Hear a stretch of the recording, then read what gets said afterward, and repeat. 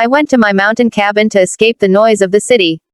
Work had been brutal that week, deadlines, meetings, fake smiles, and the constant hum of people asking for things I barely had the energy to give. The thought of that cabin kept me sane. It was my sanctuary, tucked away between pine trees and silence. I could already imagine the smell of wood, the calm sound of the wind brushing against the windows, and the warm solitude that came with being miles away from anyone else. I drove for hours with a smile on my face, thinking how good it would feel to finally breathe again. But when I pulled up to the cabin, something felt off. There were 2 cars already parked outside, my sister's SUV and her husband's truck. I froze, thinking maybe I'd read the dates wrong or maybe there was some emergency.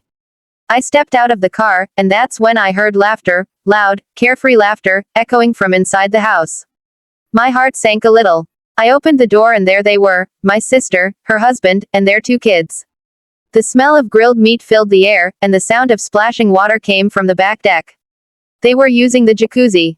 My food was spread out across the counter, bottles of wine I'd been saving were open, and my bed, had their clothes scattered all over it. Her husband turned to me with a grin that made my blood boil. "Hey, what are you doing here?" he said, laughing as if I was the intruder. My sister barely looked up, just waved lazily. "Oh, we thought you wouldn't mind. The kids love it here. We just needed a little break." I stood there, holding my bag, speechless. He chuckled again. "Come on, lighten up.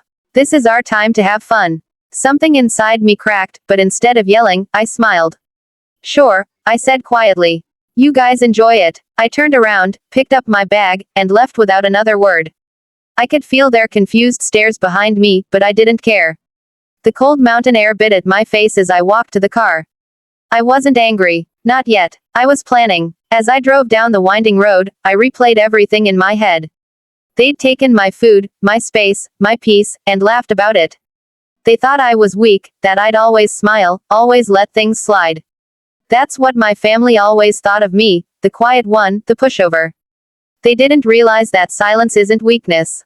It's calculation. By the time I reached the small diner in the next town, I already knew what I was going to do. I ordered a coffee, pulled out my phone, and started making calls.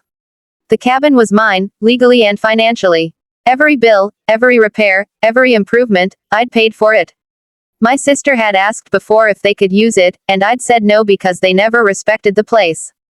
They always left trash, broke things, or invited people over without asking. So this time, I decided they'd learn the hard way. I called my friend Mark, who lived nearby and worked as a contractor. He had a spare key and owed me a favor. I told him what happened, and he laughed. "You finally gonna get back at them, huh?" he said. "Yeah," I replied, "but I want it done right." We made a plan. The next morning, I asked him to go over while they were still there. He arrived with 2 other guys, all wearing work vests. When my sister's husband opened the door, Mark said, "Hey, sorry, but we've got a work order to do some renovations today." Owner's orders. They tried to argue, but Mark showed them a paper with my name on it. My brother-in-law called me, furious. "What the hell is this? These guys are saying they're doing construction." I spoke calmly. "Yes, they are. I forgot to tell you, I scheduled maintenance this weekend. You'll have to leave until it's done." He sputtered, trying to sound in control. "You could have told us." I smiled into the phone. "I didn't know you'd be there." Then I hung up. By the time they packed up and drove off, Mark had already started changing the locks. We drained the jacuzzi, shut off the power, and cleared out everything they'd used. When I came back 2 days later, the cabin was spotless again. I left a note on the kitchen counter, "Next time, ask."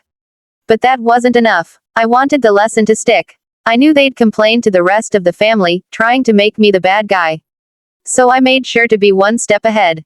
I sent a polite message in the family group chat. "Hey everyone, just wanted to remind you the cabin is for personal use only. Please check with me before planning any visits." Last weekend someone entered without permission, and I had to call maintenance to secure the place. The silence that followed was beautiful. No one replied for hours. Then my mother finally texted, "I'm sorry that happened. Some people really need to respect boundaries." I could almost hear my sister grinding her teeth through the screen. A few days later, she called me. Her tone was sharp. "You didn't have to embarrass us like that." I kept my voice calm. "You didn't have to take what wasn't yours." She started ranting about how I was selfish, how I didn't care about family. I waited until she was done, then said, if caring about family means letting people walk all over me, then maybe I don't care as much as you think. I hung up. That was the last time she ever tried to use my cabin. Weeks later, I went back up the mountain. The snow had started to fall, and the world was quiet again. The cabin looked peaceful, untouched. I lit a fire, poured a glass of the wine they'd opened, and sat by the window. For the first time in a long while, I felt completely at peace.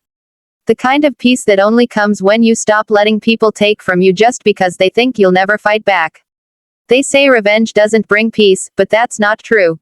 It's not about hurting someone back, it's about reclaiming your voice when others have tried to silence it.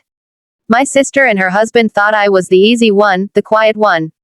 But now they know silence isn't weakness. Sometimes it's the sound of a storm you never saw coming. If you've ever had someone take advantage of your kindness, you know exactly how that feels. Maybe you didn't say anything. Maybe you let it go. But sometimes, the most satisfying revenge isn't loud or cruel. It's calm. It's clever. It's the moment you walk away knowing you don't owe them a single thing, not even your anger. And that night, sitting in that quiet cabin, I smiled. Not out of spite, but out of freedom.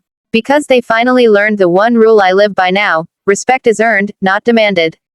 And once you cross that line with me, you don't get a second chance.